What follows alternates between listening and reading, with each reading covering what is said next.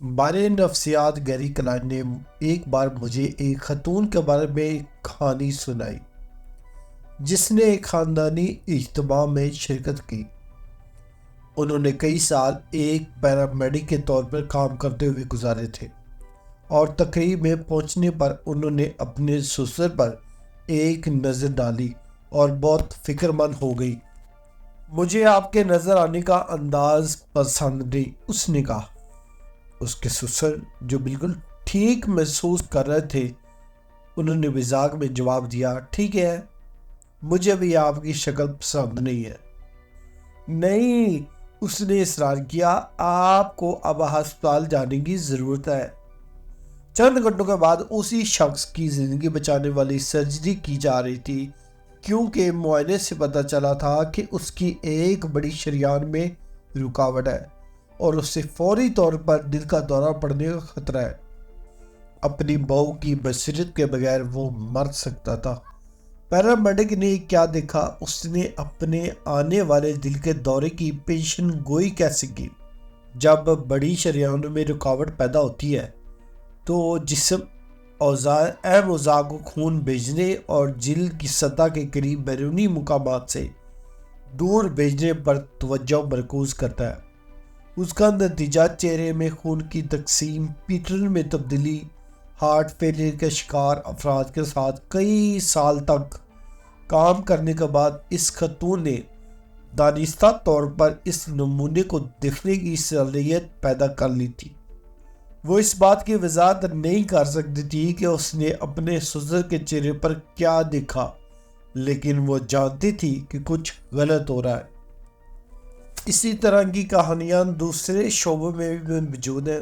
مثال کے طور پر فوجی تجزیہ کار اس بات کی نشاندہی کر سکتے ہیں کہ ریڈار سکرین پر کون سا بلب دشمن کا میزائل ہے اور کون سا ان کے اپنے بیڑے کا طیارہ ہے، حالانکہ وہ ایک ہی رفتار سے سفر کر رہے ہیں، ایک ہی اونچائی پر پرواز کر رہے ہیں، تقریباً ہر لحاظ سے ریڈار پر ایک جیسے نظر آتے ہیں۔ جنگ کے دوران لیفٹیننٹ کمانڈر مائیکل ریلے نے ایک پورے جنگی جہاز کو بچا لیا جب انہوں نے ایک میزائل کو مار گرانے کا حکم دیا۔ حقیقت کے باوجود یہ ریڈار پر جنگی جہاز کے اپنے طیاروں کی طرح لگ رہا تھا۔ انہوں نے صحیح کال کی، لیکن یہاں تک کہ ان کے اعلیٰ افسران بھی یہ وضاحت نہیں کر سکے کہ انہوں نے کیسے کیا۔ عجائب گھر کے کیوریٹرز میں ایک مستند فن پارے اور ماہرانہ طور پر تیار کردہ جعلی فن پارے کے درمیان فرق کو سمجھنے کے لیے جاتے تھے، حالانکہ وہ آپ کو ٹھیک سے یہ نہیں بتا سکتے کہ ان کے بارے میں کون سی تفصیلات ہیں۔ تجربہ کار ریڈیولوجسٹ دماغ کے اسکین کو دیکھ سکتے ہیں اور غیر تربیت یافتہ آنکھ کو کوئی واضح علامات ظاہر ہونے سے پہلے اس علاقے کی پیشن گوئی کر سکتے ہیں جہاں فالج پیدا ہوگا۔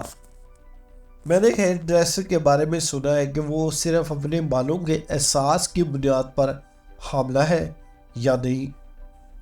انسانی دماغ ایک پیشن گوئی مشین ہے۔ یہ مسلسل آپ کے آس پاس کے ماحول میں پلتا ہے اور اس کے سامنے آنے والی معلومات کا تجزیہ کرتا ہے۔ جب بھی آپ کو بار بار کسی چیز کا تجربہ ہوتا ہے، جیسے ایک پیرامیڈک دل کے دورے کے مریض کا چہرہ دیکھ رہا ہے یا ایک فوجی کار ریڈار اسکرین پر میزائل دیکھ رہا ہے، آپ کا دماغ اس بات پر توجہ دینا شروع کر دیتا ہے کہ کیا اہم ہے۔ تفصیلات کو ترتیب دینا اور متعلقہ اشاروں کو نمایاں کرنا اور مستقبل کے استعمال کی اس معلومات کی فہرست تیار کرنا۔ کافی مشق کے ساتھ آپ ان اشاروں کو اٹھا سکتے ہیں جو شعوری طور پر اس کے بارے میں سوچے بغیر کچھ نتائج کی پیشن گوئی کرتے ہیں۔ خود بخود آپ کا دماغ تجربے کے ذریعے سیکھے گئے اسباق کو انکوڈ کرتا ہے۔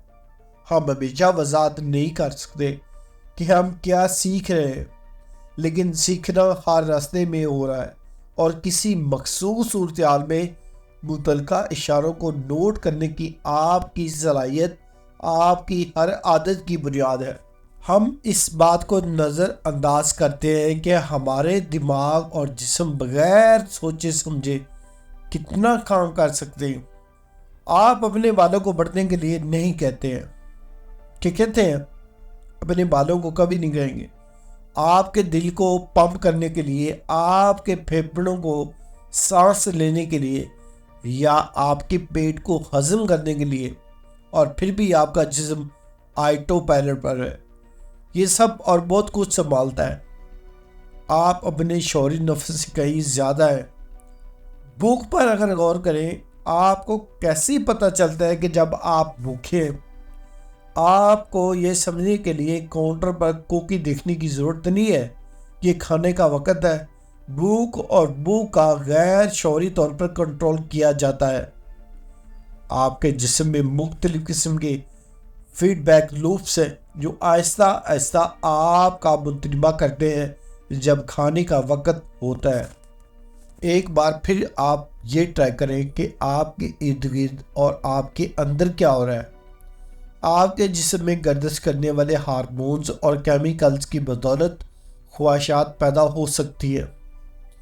اچانک آپ بھوکے ہیں، حالانکہ آپ کو یقین نہیں ہے کہ آپ کو کس چیز نے پریشان کیا ہے۔ یہ ہماری عادت کے بارے میں سب حیرت انگیز بصیرت میں سے ایک ہے۔ آپ کی عادت شروع کرنے کے لیے اشارہ سے آگاہ ہونے کی ضرورت نہیں ہے۔ آپ کسی کو محسوس کر سکتے ہیں، اس پر شعوری توجہ دیے بغیر کارروائی کر سکتے ہیں۔ یہی وہ چیز ہے جو عادت کو اچھا بناتی ہے، مفید بناتی ہے۔ یہ چیز جو اتنی خطرناک بناتی ہے جیسے جیسے عادات تشکیل پاتی ہے، آپ کے اعمال آپ کے خودکار غیر شعوری ذہن کی ہدایت کے تحت آتے ہیں۔ اس سے پہلے کہ آپ کو احساس ہو کہ کیا ہو رہا ہے، آپ پرانے نمونے میں گر جاتے ہیں۔ جب تک کوئی اس کی نشاندہی نہ کرے، آپ یہ محسوس ہی نہیں کر سکتے کہ جب بھی آپ ہنستے ہیں تو اپنے منہ کو ہاتھ سے ڈھانپ لیتے ہیں۔ آپ سوال پوچھنے سے پہلے معافی مانگتے ہیں، یا یہ کہ آپ کو دوسرے لوگوں کے جملے ختم کرنے کی عادت ہے۔ اور یہ جتنا زیادہ آپ ان نمونوں کو دہراتے ہیں، اتنا ہی کم امکان ہوتا ہے کہ آپ یہ سوال کریں کہ آپ کا کیا کر رہے ہیں اور ایسا کیوں کر رہے ہیں۔ میں نے ایک بار ایک ریٹیل کلرک کے بارے میں سنا تھا جسے گاہکوں کے کارڈ پر بیلنس استعمال کرنے کے بعد خالی گفٹ کاٹنے کی ہدایت کی گئی تھی۔ ایک دن کلرک نے ایک قطار میں کھڑے چند گاہکوں کو نقد کیا جنہوں نے گفٹ کارڈ سے خریداری کی۔ جب اگلا شخص اوپر آیا تو کلرک نے گاہک کے اصل کریڈٹ کارڈ سوائپ کیا، کینچی اٹھائی اور پھر اسے آدھا کارڈ دیا، مکمل طور پر آٹو پائلٹ پر۔ اس سے پہلے کہ حیران گاہک کی طرف دیکھا اور محسوس کیا کہ ابھی کیا ہوا تھا۔ ایک اور خاتون جو میں نے اپنی تحقیق میں دیکھی، وہ ایک سابق پری اسکول ٹیچر تھی جس نے کارپوریٹ نوکری اختیار کر لی تھی۔ اگرچہ وہ اب بڑوں کے ساتھ کام کر رہی تھی، لیکن ان کی پرانی عادات ختم ہو جاتی تھی اور وہ ساتھی کارکنوں سے پوچھتی رہتی تھی کہ کیا انہوں نے باتھ روم جانے کے بعد اپنے ہاتھ دھوئے ہیں۔ مجھے ایسے شخص کی کہانی میں ملی جس نے کئی سال لائف گارڈ کے طور پر کام کرتے ہوئے گزارے تھے، اور جب بھی وہ کسی بچے کو دوڑتا ہوا دکھتا تو کبھی کبھار چلو پکارتا تھا۔ وقت گزرنے کے ساتھ ساتھ ہماری عادات کو چمکانے والے اشارے اتنے عام ہو جاتے ہیں کہ وہ بنیادی طور پر نظر ہی نہیں آتے۔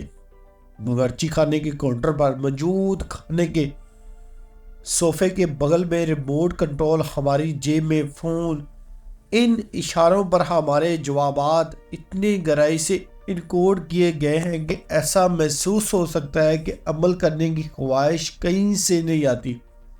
اس وجہ سے ہمیں شعور کے ساتھ طرز عمل کی تبدیلی کا عمل شروع کرنا چاہیے۔ عادات کا اسکور کارڈ۔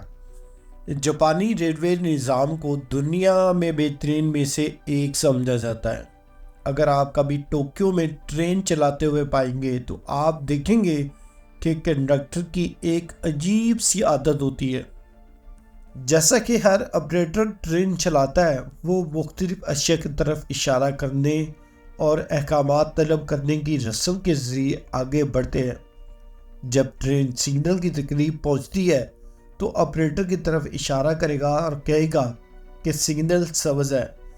جیسے ہی ٹرین ہر اسٹیشن کے اندر اور باہر نکلتی ہے، آپریٹر اسپیڈو میٹر کی طرف اشارہ کرے گا اور صحیح رفتار کو کال کرے گا۔ جب چھوڑنے کا وقت آتا ہے تو آپریٹر ٹائم ٹیبل کی نشاندہی کرے گا اور وقت بیان کرے گا۔ پلیٹ فارم پر دوسرے ملازمین اسی طرح کے اقدامات انجام دے رہے ہیں۔ ہر ٹرین کے روانہ ہونے سے پہلے عملے کے ارکان پلیٹ فارم کے کنارے کی طرف اشارہ کریں گے اور اعلان کریں گے کہ سب واضح ہے۔ ہر تفصیل کی نشاندہی کی جاتی ہے، اشارہ کیا جاتا ہے اور بلند آواز میں نام دیا جاتا ہے۔ یہ عمل، جسے پوائنٹنگ اینڈ کالنگ کے نام سے جانا جاتا ہے، ایک حفاظتی نظام ہے جو غلطیوں کو کم کرنے کے لیے ڈیزائن کیا گیا۔ یہ احمقانہ لگتا ہے لیکن یہ ناقابل یقین حد تک اچھی طرح سے کام کرتا ہے۔ پوائنٹنگ اینڈ کالنگ غلطیوں کو 85% تک کم کرتی ہے اور حادثات کو 30% تک کم کرتی ہے۔ نیو یارک شہر میں ATA سب وے سسٹم نے ایک ترمیم شدہ ورژن اپنایا جو صرف اور نفاذ کے 2 سال کے اندر غلط طور پر برت شدہ سب وے کے واقعات میں 57% کا بھی واقعہ ہوئی۔ اشارہ کرنا اور کال کرنا اتنا مؤثر ہے کیونکہ شعور کی سطح کو غیر شعوری عادت سے زیادہ شعور تک بڑھاتا ہے۔ چونکہ ٹرین آپریٹر کو اپنی آنکھوں، ہاتھوں، منہ اور کانوں کا استعمال کرنا چاہیے، لہذا وہ کچھ غلط ہونے سے پہلے مسائل کو محسوس کرنے کا زیادہ امکان رکھتے ہیں۔ میری بیوی بھی کچھ ایسا ہی کرتی ہے۔ جب بھی ہم سفر کے لیے دروازے سے باہر جانے کی تیاری کر رہے ہوتے ہیں تو وہ زبانی طور پر اپنی پیکنگ لسٹ میں ضروری اشیاء کو پکارتی ہے۔ میرے پاس چابیاں ہیں، میرے پاس میرا پرس ہے، میرے پاس میری اینک ہے، میرے پاس میرے شوہر ہیں۔ ہمیں اپنی ذاتی زندگی کے لیے پوائنٹ اینڈ کال سسٹم کی ضرورت ہے۔ یہ اعداد اسکور کارڈ کی اصل ہے جو ایک آسان ورزش ہے جسے آپ اپنی طرز عمل سے زیادہ آگاہ ہونے کے لیے استعمال کر سکتے ہیں۔ آپ خود کی تخلیق کرنے کے لیے اپنی روزمرہ کی عادات کی ایک فہرست بنائیں، یعنی ایک فہرست بنائیں کہ میں نے صبح اٹھنا ہے، میں نے پیش کرنا ہے، میرا تولیہ کہاں ہے، میرا صابن کہاں ہے، میرا کھانا ہے، میں نے پینا ہے، میں نے جانا ہے، میں نے نہانا ہے۔ اس کے بعد آپ اپنی جو عادات ہیں ان کو اسکورنگ کریں، ان کو نمبر دیں، یعنی کوئی اچھی عادت آپ نے کی ہے اس کو پلس کریں، جو آپ سے رہ گئی ہے اس کے آگے مائنس کا سائن لکھ دیں، اور جو سمجھتے ہیں کہ متفرق ہے اس کے سامنے برابر کا نشان رکھ دیں، ایکول کا نشان۔ تو اس طرح آپ موازنہ کر سکتے ہیں کہ آپ کا کون سا کام ہوا ہے اور کون سا آپ کا رہ گیا ہے۔ اگر آپ کے پاس لسٹ نہیں ہوگی تو اس کا مطلب ہے کہ آپ پورا کام بھی سکپ کر دیں گے یا بھول جائیں گے، لیکن جب آپ کو پتہ ہوگا کہ میں نے لسٹ پہ یہ مارکنگ کرنی ہے پلس مائنس اور ایکول کی، تو ڈیفینیٹلی وہ آپ کام کریں گے۔ آپ کسی خاص عادت کو جو نشان دیتے ہیں وہ آپ کی صورتحال اور آپ کے مقاصد پر منحصر ہوگے۔ کسی ایسے شخص کے لیے جو وزن کم کرنے کی کوشش کر رہا ہے، ہر صبح مونگ پھلی کے مکھن کے ساتھ بیگل کھانا ایک بری عادت ہو سکتی ہے۔ کسی ایسے شخص کے لیے جو پٹھوں کو بڑھانے اور شامل کرنے کی کوشش کر رہا ہے، وہی طرز عمل اور ایک اچھی عادت ہو سکتی ہے۔ یہ سب اس بات پر ڈیپینڈ کرتا ہے کہ آپ کس طرف کام کر رہے ہیں۔ اپنی غلطیوں کے لیے آپ اپنے آپ کو الزام نہ ٹھہرائیں۔ اپنی کامیابیوں کے لیے آپ اپنے آپ کی تعریف نہ کریں۔ اگر آپ صبح چاکلیٹ بار کھاتے ہیں تو اسے تسلیم کریں، تقریباً اسی طرح جیسے آپ کسی اور کو देख रहे हो, ओ कितना दिलचस्प है, वो ऐसा काम करेंगे। अगर आप ज़्यादा खाते हैं तो सिर्फ नोट करेंगे आपसे ज़्यादा कैलोरी खा रहे हैं, जितना आपको खाना चाहिए आप उससे ज़्यादा कैलोरी कर ले रहे हैं। अगर आप ऑनलाइन वक्त ज़ाया करते हैं तो नोट करेंगे आप अपनी ज़िंदगी इस तरह गुजारे हैं जो आप नहीं चाहते थे। बुरी आदत को तब्दील करने का पहला कदम उनको तलाश में रहना है। अगर आप महसूस करते हैं कि आपको इजाफी मदद की ज़रूरत है तो आप अपनी ज़िंदगी में पॉइंटिंग एंड कॉलिंग की कोशिश कर सकते हैं। ऊंची आवाज़ में बताएं कि आप क्या कार्रवाई करने के बारे में सोच रहे हैं और इसका नतीजा क्या होगा। अगर आप अपनी जंक फूड की आदत को कम करना चाहते हैं लेकिन अपने आप को एक और कुकी पकड़ते हुए दिखते हैं तो ऊंची आवाज़ में कहें, मैं ये कुकी खाने वाला हूँ लेकिन मुझे इसकी ज़रूरत नहीं है। इसे खाने से मेरा वज़न बढ़ेगा और मेरी सेहत को नुकसान पहुँचेगा। आप इस बात को ऊंचा रिपीट करें।